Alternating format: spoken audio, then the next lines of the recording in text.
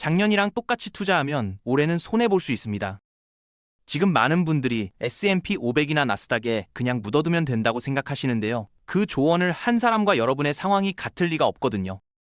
올해 들어 미국 시장에서 이상한 일이 벌어지고 있습니다. S&P 500이 겨우 1%대 상승에 그치는 동안 러셀 2000이라는 중소형주 지수는 무려 8% 가까이 뛰었습니다.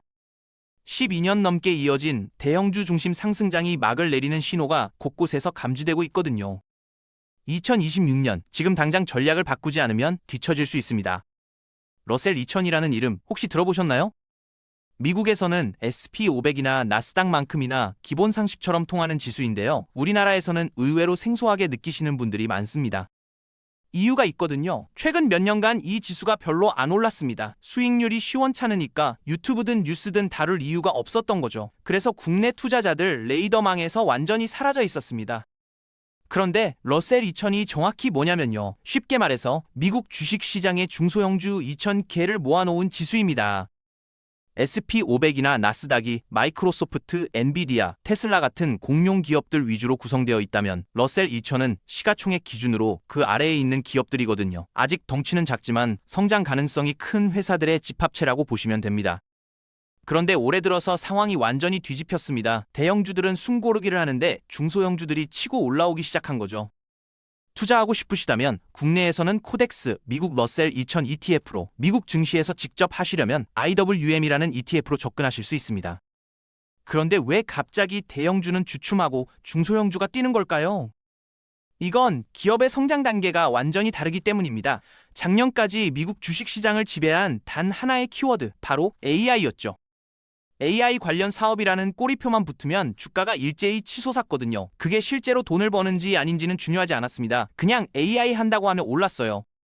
그런데 올해부터는 분위기가 달라지고 있습니다. 이제 시장이 냉정하게 따지기 시작한 겁니다. AI로 진짜 수익을 내는 회사인지 아니면 그냥 입으로만 AI인지를요.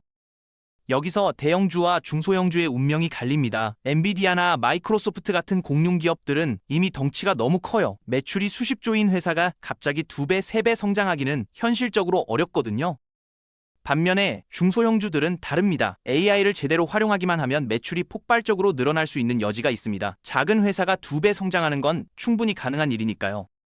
재미있는 게 있습니다. 미국 주식시장 데이터를 수십 년치 쭉 분석해보면요. 대형주가 잘 나가는 시기와 중소형주가 잘 나가는 시기가 번갈아 나타나거든요. 대략 10년에서 15년 단위로요.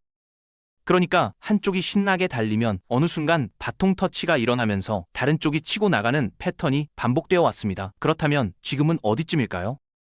현재 대형주 중심의 상승장이 시작된 게 벌써 12년에서 13년 전입니다. 역사적 패턴대로라면 이제 슬슬 중소형주의 시대가 열릴 타이밍이라는 거죠. 실제로 작년 연말부터 골드만삭스, JP모건 같은 미국의 대형 투자은행들이 공통적으로 같은 이야기를 하고 있습니다. 올해부터는 S&P 500보다 러셀 2000 수익률이 더 좋을 수 있다고요. 물론 S&P 500도 올해 오르긴 할 겁니다. 기업들 실적이 나쁘지 않으니까요. 문제는 상대적인 차이입니다. 지금 1%대 상승에 안심하고 계시다가 6개월 후에 러셀 2000이 훨씬 더 올라있는 걸 보면 그때는 이미 늦거든요. 그럼 한국 주식은 어떨까요? 미국 주식이랑 가장 큰 차이점이 뭐냐면요. 바로 사이클입니다. 삼성전자 주가 한번 떠올려보세요. 반도체 호황기에는 신나게 오르다가 불황이 오면 맥없이 빠지거든요. 현대차도 마찬가지고 SK 하이닉스도 그렇습니다. 돈을 잘 버는 시기와 못 버는 시기가 확실하게 구분되는 게 한국 대형주들의 특징이에요.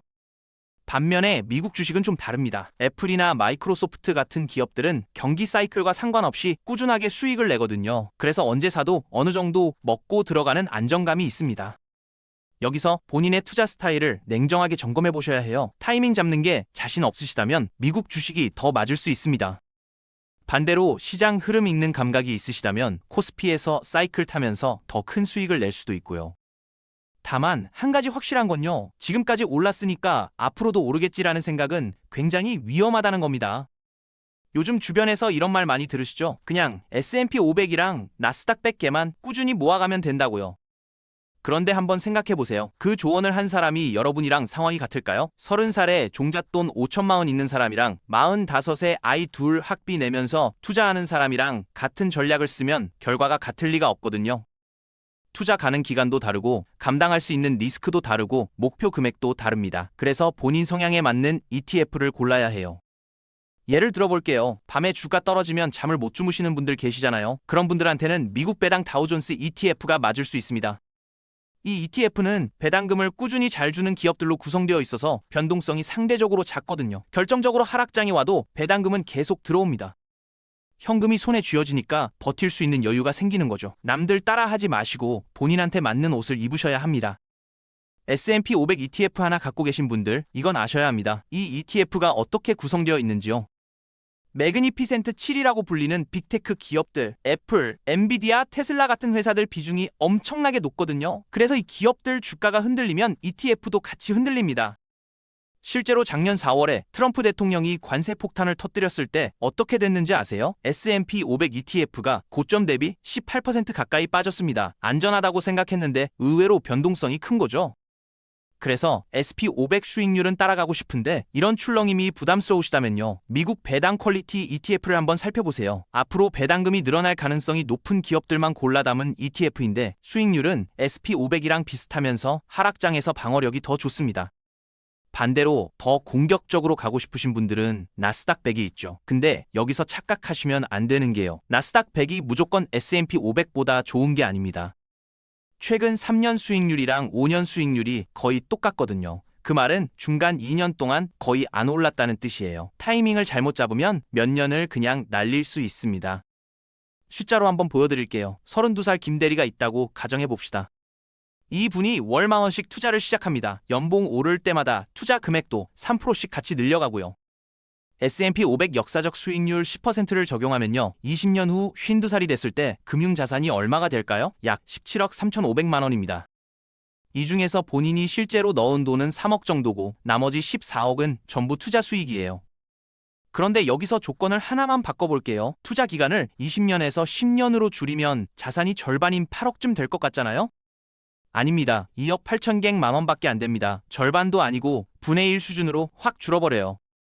더 무서운 게 있습니다. 20년 투자는 하는데 연봉 오를 때 투자금을 안 늘리고 그냥 100만 원만 계속 넣으면요. 17억이 7억 6,500만 원이 됩니다.